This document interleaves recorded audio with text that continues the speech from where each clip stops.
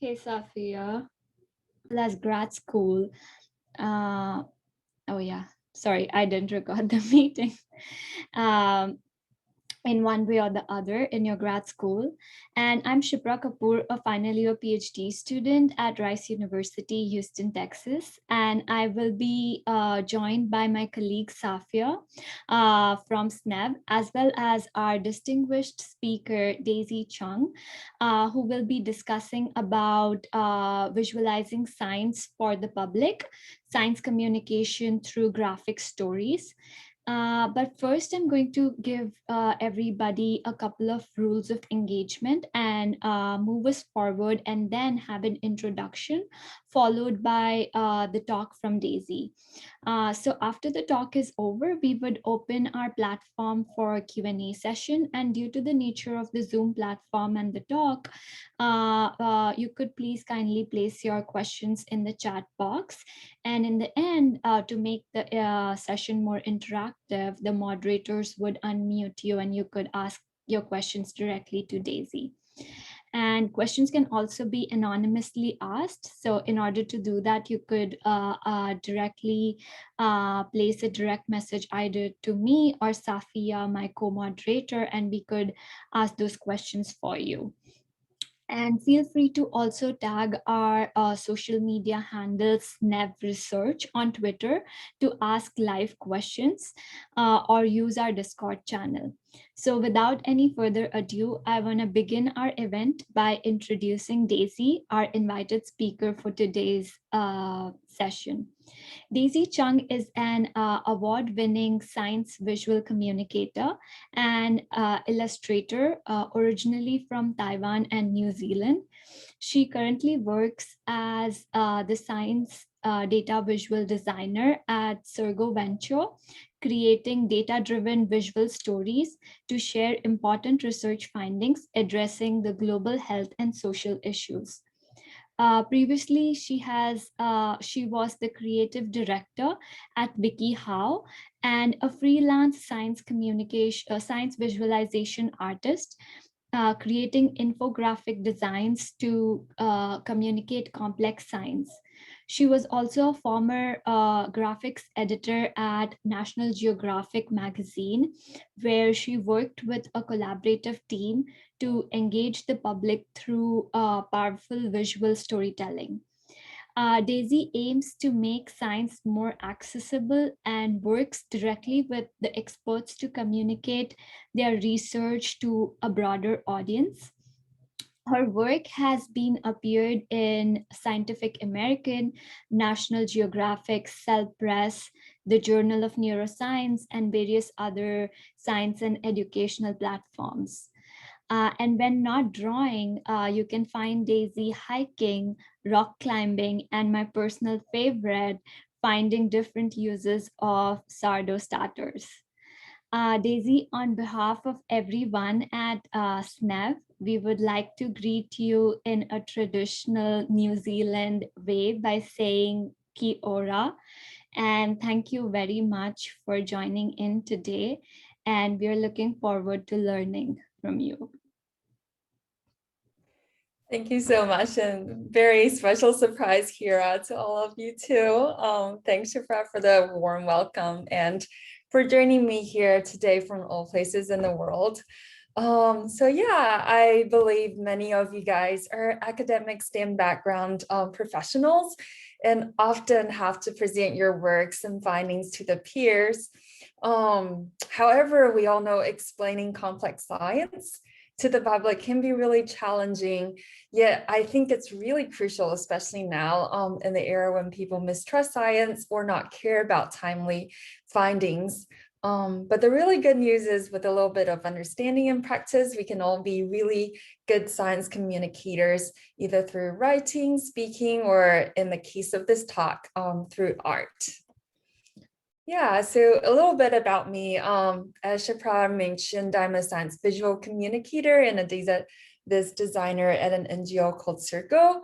So I create data-driven visuals addressing global health and social issues, such as most recently, we create this data-driven web interactive. I'll drop the link here. that shows kind of how to use behavioral segmentation approach to drive vaccine uptake by understanding exactly why people are hesitant to take the vaccine. To kind of briefly show you what that looks like, what I aim to do is really use visual storytelling driven by data to break down information that's really complex. So that's the most recent work that I've been working on with Sergo. And previously, I also worked as graphic editor at Nat Geo, director at WikiHow, and also a freelancer for science visuals for the past 10 years. So my work ranged from big collaborations like the work I just recently showed to cover images, academic figures, or science cartoons, and infographics or data viz. So quite a wide range of work. Yeah, but before we jump right in, I thought to give you a little bit of context of what really brought me here to a career combining science and art. I'm originally from Taiwan, but I spent my childhood in New Zealand, so that's why my accent's a little bit all over the place. But New Zealand really was surrounded with nature and wildlife that gave me that curiosity of wanting to know how things work in nature. I was really drawn to biology. It was my favorite subject, as many of you guys probably are. And I love the illustrations in these textbooks that really distills complex information. And I just felt like there must be real people behind these artwork. There's no magic graphic button, which still a lot of people believe there is. There really isn't.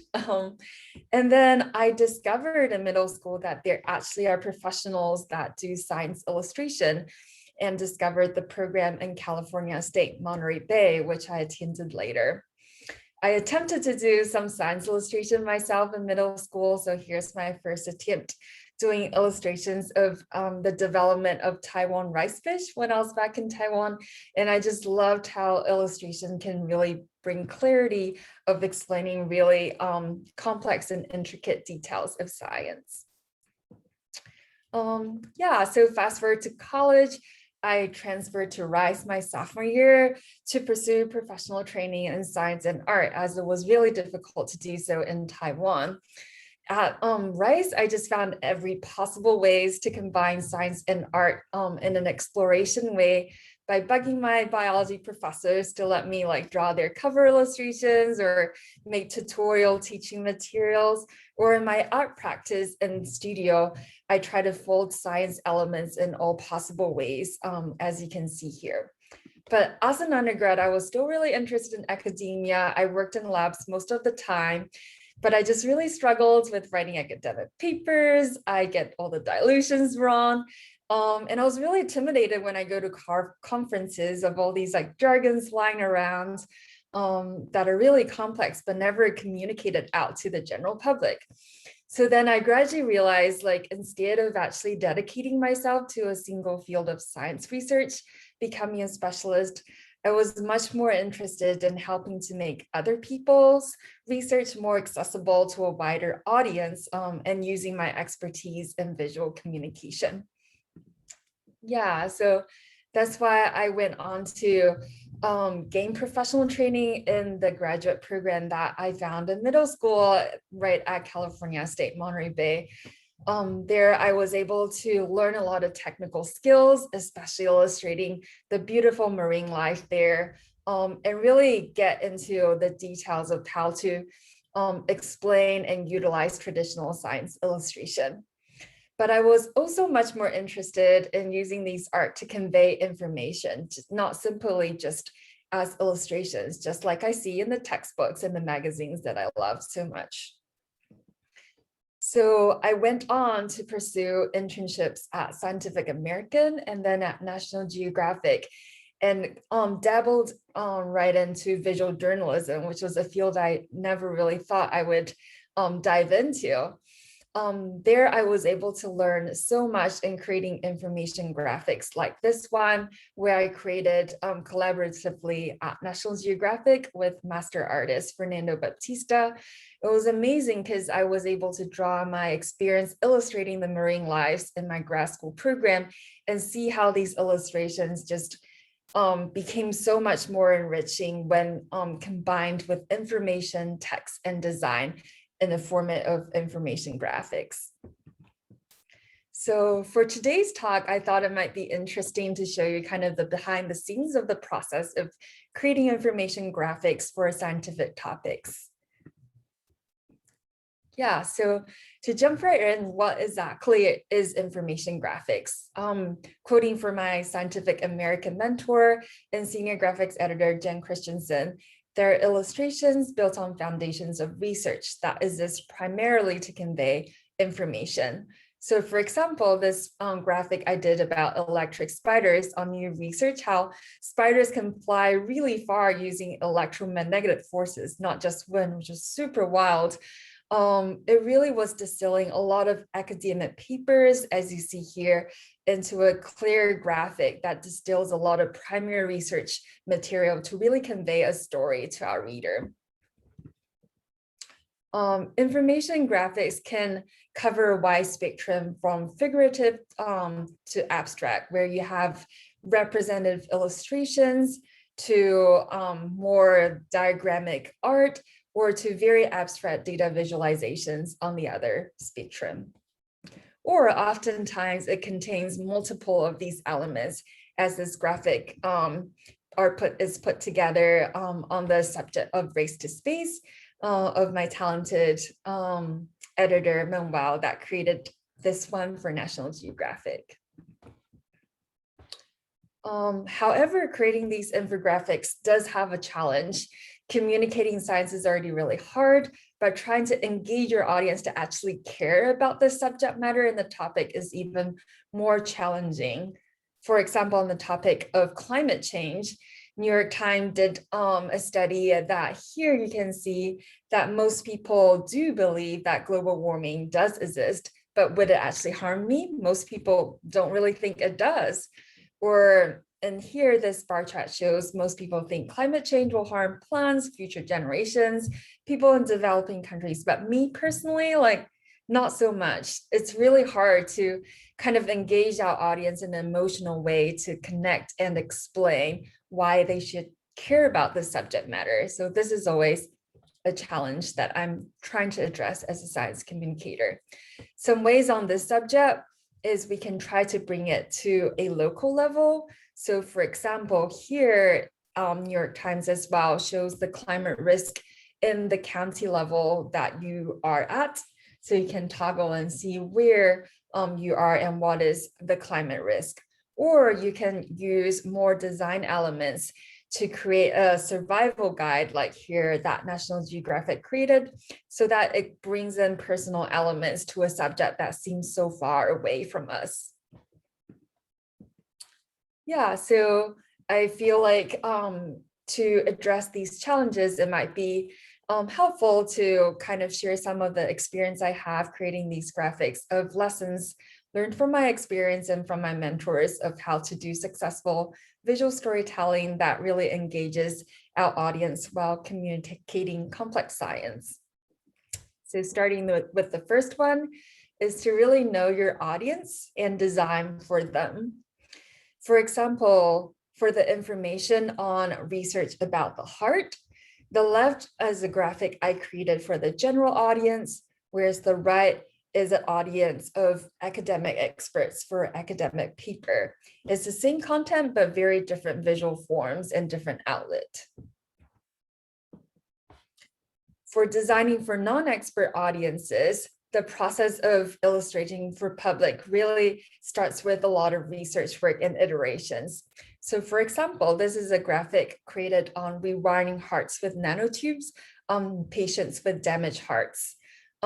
When I did this graphic, I first start with, of course, extensive research, and then trying from all of these research to find the primary element, which in this case was the heart, and how the nanotube is rewired through the heart, and then secondary elements, which are supported elements that can be the material that is used or data visualizations.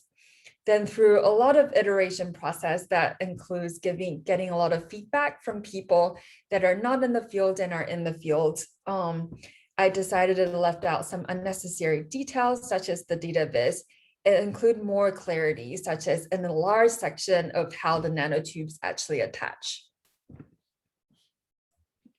Yeah, so diving deeper to this graphic, a lot of times as scientists, we feel like we need to simplify a lot for our general audience. However, I should argue we can embrace complexity, but the important thing is to provide readers context and the tools to do so. So for example, in this graphic, I start off showing what a regular heartbeat looks like with these pathways, and then what a scarred heart looks like, what the electrical signal barriers are for this instance. Then on top of that layer, what a rewired and restored with nanotube electric signal and pathway looks like, so that they are built on existing context and content that can guide our audience. Also, I included what a real fiber looks like so that we can provide our readers context of what it looks like in real world.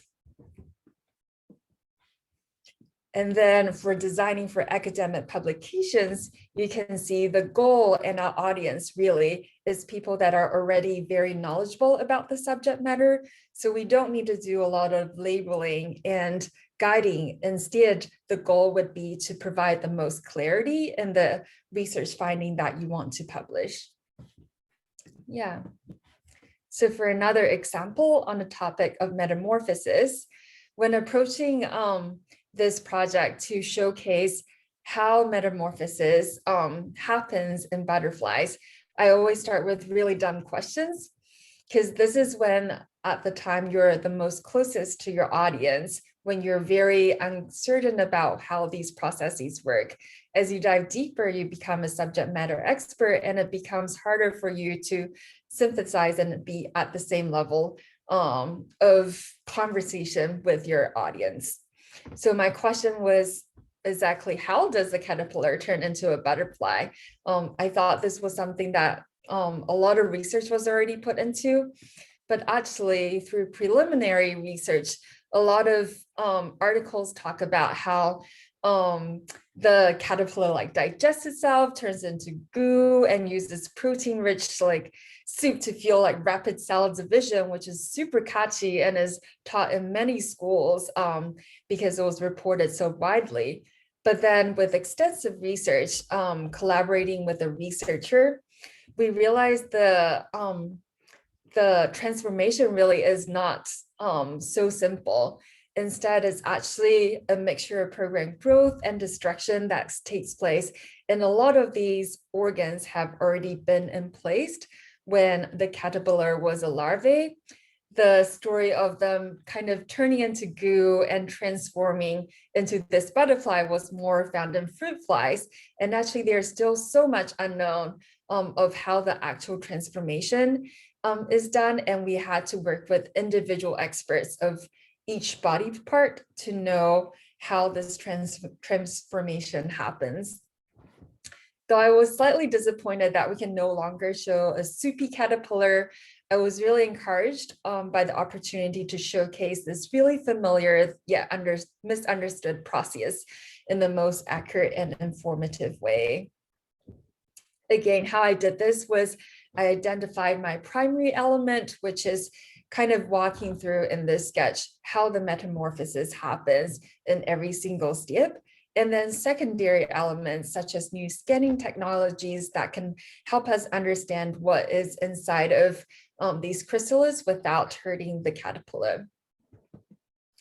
Finally, the final stage of the graphic is rendering the style, which is actually the last step, but often when you see these graphics is the only thing that people think about is rendering the graphics. This is very important to be set in the final step, because without clear information, layout, and visual structure, it is really hard to apply style and provide that clarity at the same time. So for the final stage, I worked with Smithsonian to get accurate samples and worked with my subject expert to make sure we have accurate models to work with. Yeah, so this was the final graphic where we tracked down every single part from legs to eyes to antenna, how the transformation happens. So number 2 is really have your audience's back. Don't intimidate or draw confusion. As communicators, we really need to forget everything we know and put ourselves in the shoes of our audience.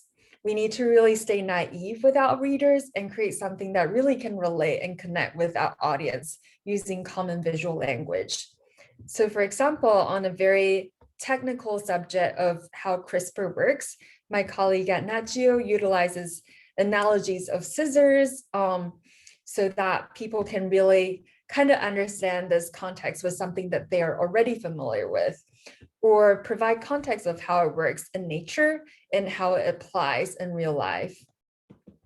Or for this graphic that I created about how trees can communicate with each other using underground microbes and fungi, I utilize arrows and clear steps to showcase and provide the reader through a journey of understanding this process.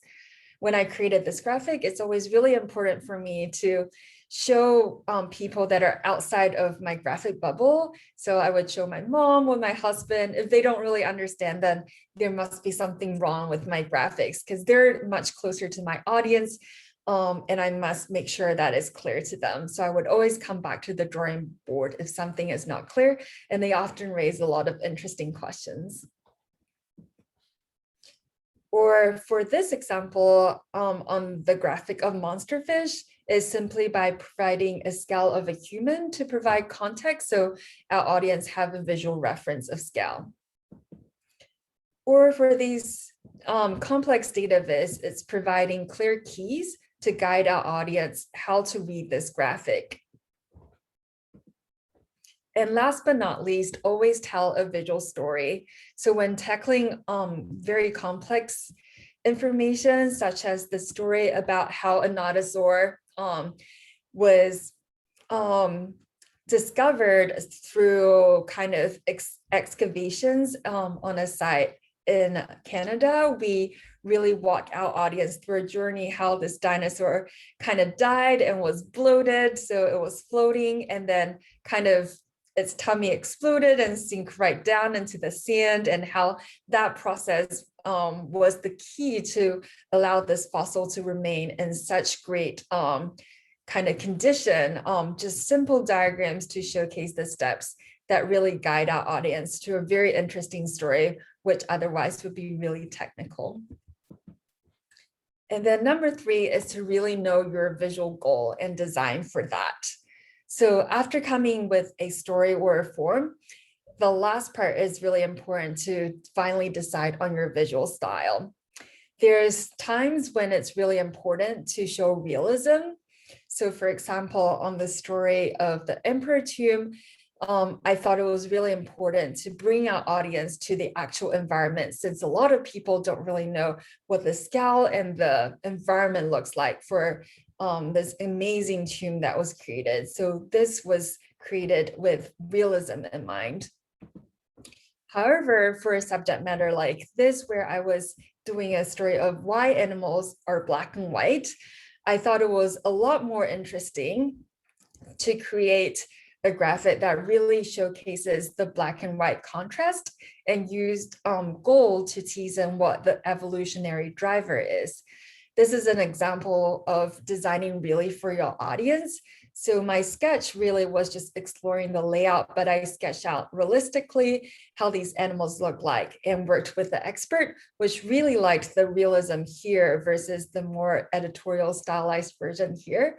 However, I know my audience wasn't the expert, even though he didn't like this version. The audience that we worked with for Nat Geo, which is the general public, really engaged with this striking design and really loved the way that it was presented. Thus, it is always important to know when to listen to your targeted audience and when to kind of understand your experts may not really be the audience that you're working with. This is another graphic that really showcased the eclipse using a stylized visual format. And then there are times that there is actual reason why we don't want to be realistic. For example, this graphic that we did on face transplant, it won a lot of awards, and the comment really showcases why it should not be realistic. It says, it's very elegantly done. Restraint was important. They paid attention of being flashy given the subject matter. If this was done in a really realistic way, I felt like our audience will find it a lot more difficult to engage in a subject that is so important. Or sometimes art serves as a visual teaser to draw attention, such as a cover art instead of actual content. So this was a cover art that I created that was more of a metaphorical illustration to nod to the theme of the paper inside. Here, we show the metabolic pathways in a single cell using the machinery symbology inspired by Fritz Kahn, which is an incredible German gynecologist and infographic guru that works with a lot of illustrators and created these infographics, such as the Manus Industrial Palace here as our visual reference. So here I use some visual analogies like the citrus acid cycle as an orange juicer, the fermentation as like alcohol and cheese, and electric transport chain as water wheel. And the main purpose is to kind of engage our audience to see what's really actually inside of the paper. So on a lot of these projects, these ideas actually comes with collaboration with scientists. And the initial idea, as you can see with my collaborator, he provided this sketch and provided this vision. And for me, it was really interesting to kind of execute and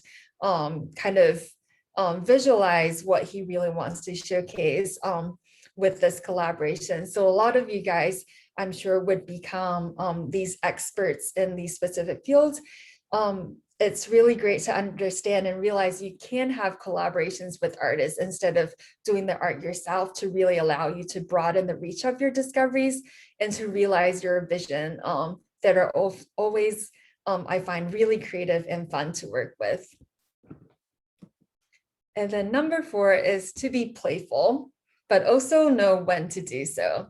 So in terms of visualizing data, there are a lot of novel ways that can really draw our readers to engage with subject matters or data that's a little bit more intimidating. So for example, this is showcasing kind of the decrease of varieties after commercial seeds. And this is kind of showcasing all the different diets that we have right now.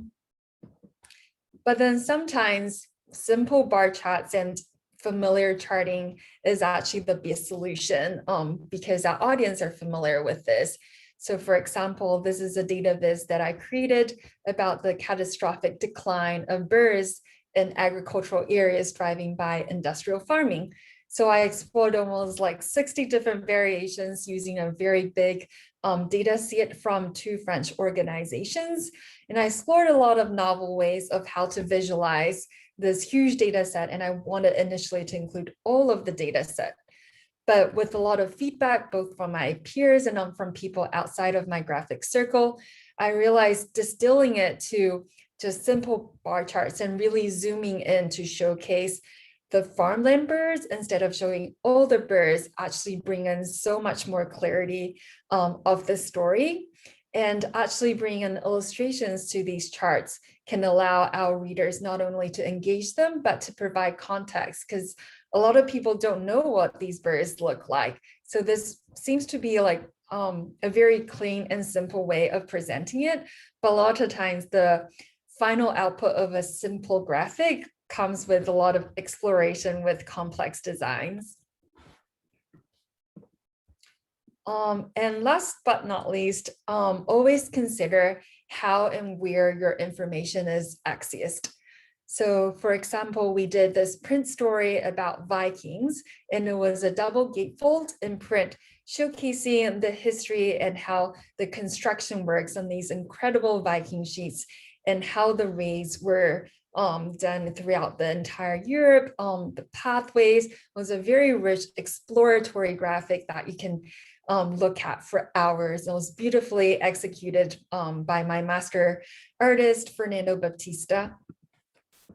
But when we're exploring different platforms, we had to be creative, such as designing for iPhone. We had to put this graphic into an entire vertical format and simplify our storytelling into steps that can be scrolled.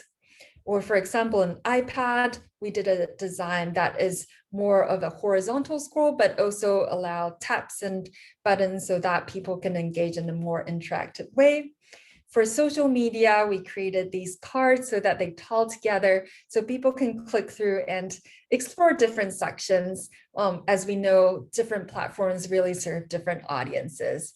And then for our web audience, we went a total different route and designed an animation out of paper as a very creative solution.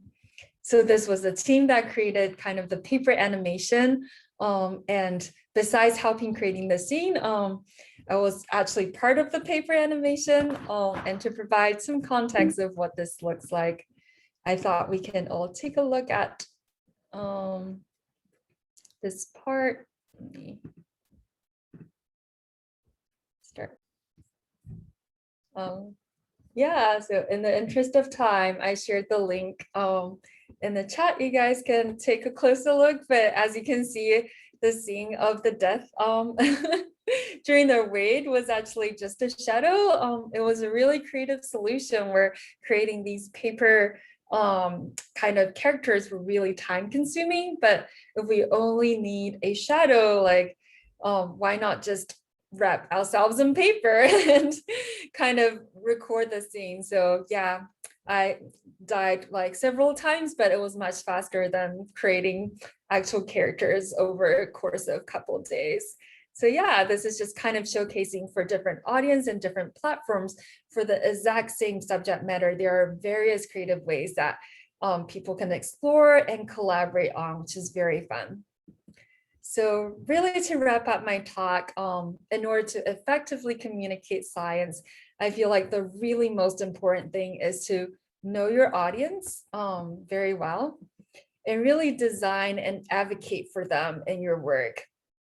And the main goal is to foster meaningful communication, because I think it's really important to share the incredible and important discoveries that you'll work on in your research and all around the world, because we live in a really pretty amazing one, and I think people really deserve to know. So that is the end of my presentation, and I'm happy to keep in touch.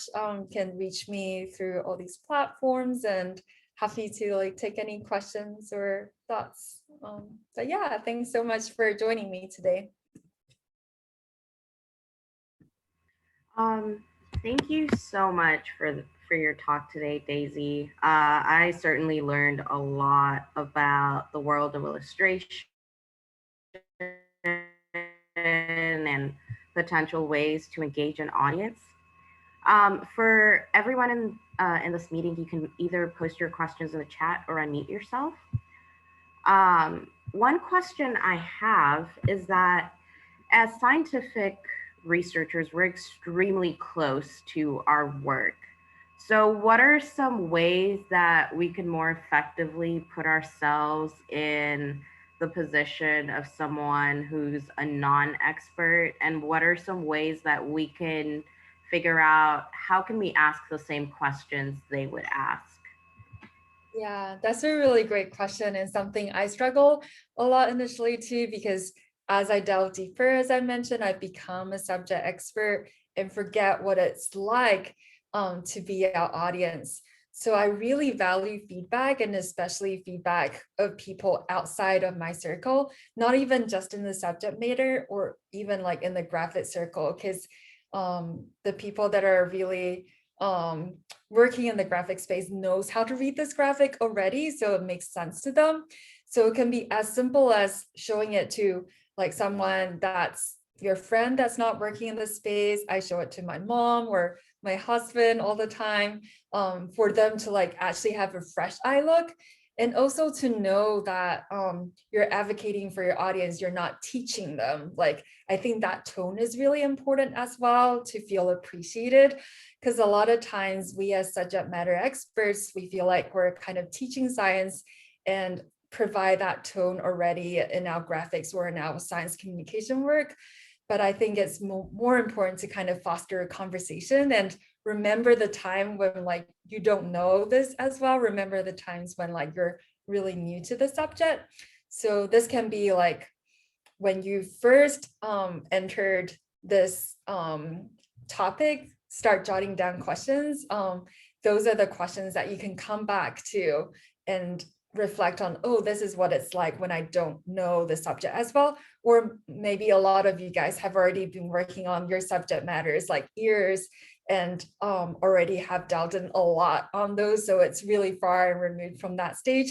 It's really even just showing to like someone from the same field, like the next lab or something as simple as that, or people completely outside of your field to get those feedback. I think all of those inputs are really valuable. Yeah. Yeah, that was super helpful. Um, if we don't have any more questions from the audience, it looks like we have one new message. Oh, perfect. We have one question.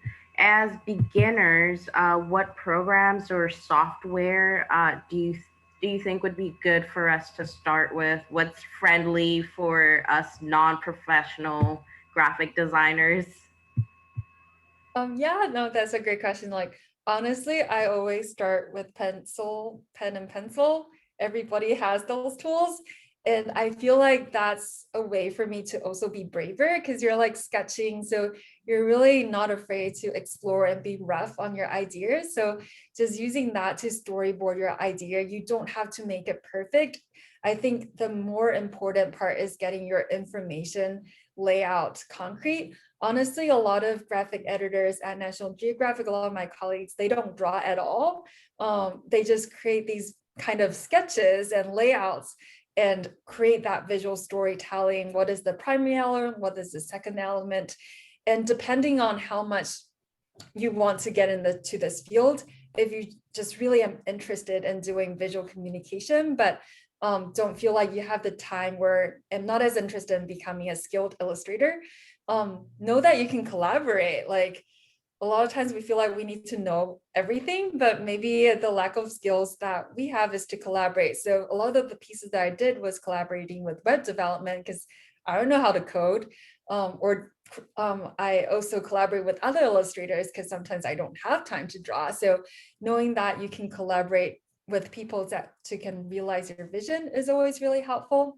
But if you personally am very invested and interested in becoming an artist or becoming more involved in science visual communication, I would start off with getting really good at like sketching your layouts, then going into learning a lot of tutorials in Adobe suites, which is the industry standard.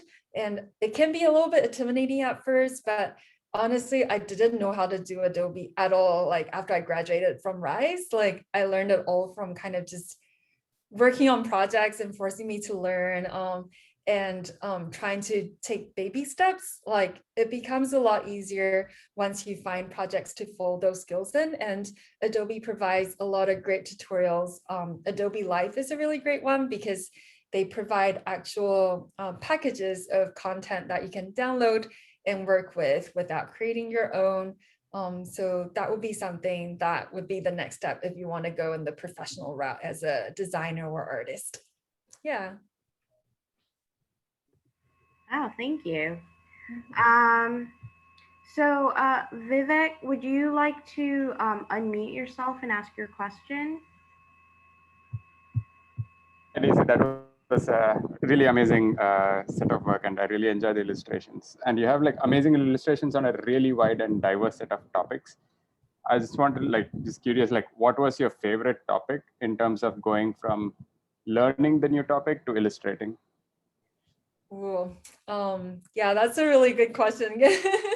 It's so hard to pick because, yeah, like what I really enjoy is all of the interesting subject matters that I can learn and illustrate. I think the most interesting subject that I worked with was the talking tree project because I really love microbes and fungi, and I never really thought of how to illustrate that. So that was a really big challenge for me. How do you kind of tease in the visual elements and kind of engage people with like plants and stuff, which people are a little bit less visually engaged because people are more engaged with animals and subjects like that. So that was a project that I really enjoyed, kind of bring that forest to life and kind of humanizing how trees talk to each other using that fungal network. That was one of my favorites. But honestly, like I do love a lot of different topics from ecology to cell biology. So that's kind of, yeah, my favorite parts of being a science communicator. But thanks. Yeah. Thank you. All right, Shipra, you can go ahead and ask your question. Thank you so much, Daisy. It was a really amazing talk with such beautiful and great looking diagrams. I was just wondering, like, as a grad student, since like most of us are early career researchers, if you could give some advice on tips on if someone within the audience is looking for an internship or even like a career in such kind of visual graphics area, how should the search be, or what kind of like tips that could benefit our resume when we are applying for such jobs?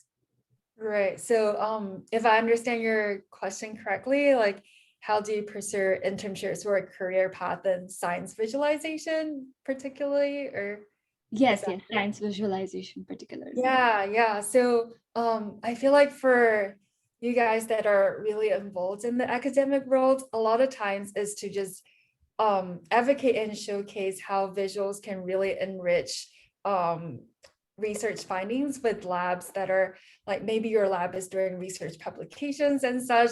A lot of my initial figures was really cold approaching like labs and such, as like, I can really help you do this graphic abstract, like I can do this professionally, etc., and showcase those examples.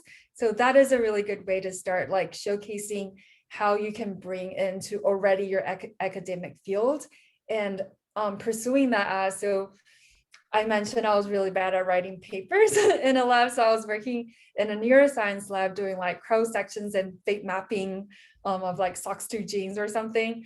So after I graduated, I reapproached the lab and said, okay, like I really am still wanting to publish this paper, but I just can't write it.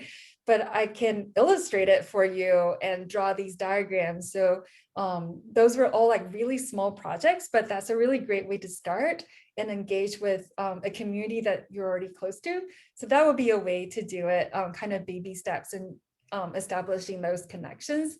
Another way is to look for internships also outside of science if you're interested in kind of visual journalism and communication.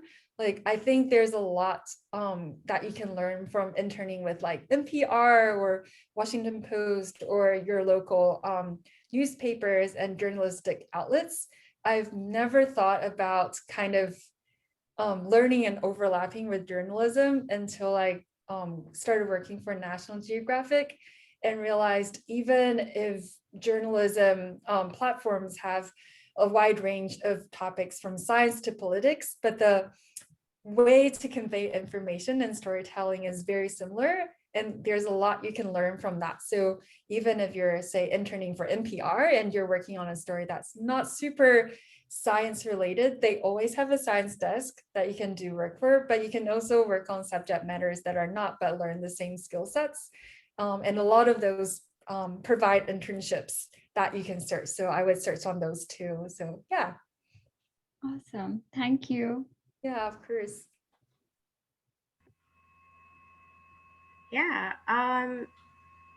If we don't have any more questions, I'd really like to thank you for taking the time to talk to us today and really giving us your perspective on your career, as well as all the really interesting work that you've done. I really hope we get to see more of your work in the future and hopefully another talk from you. And with that, I really hope you have a great evening, and thank you to everyone who attended tonight. Yeah, thank you so much for having me again. And yeah, looking forward to connecting again. And yeah, of course, if anyone has any questions, feel free to connect personally with me. Always happy to chat. Yeah, thank you.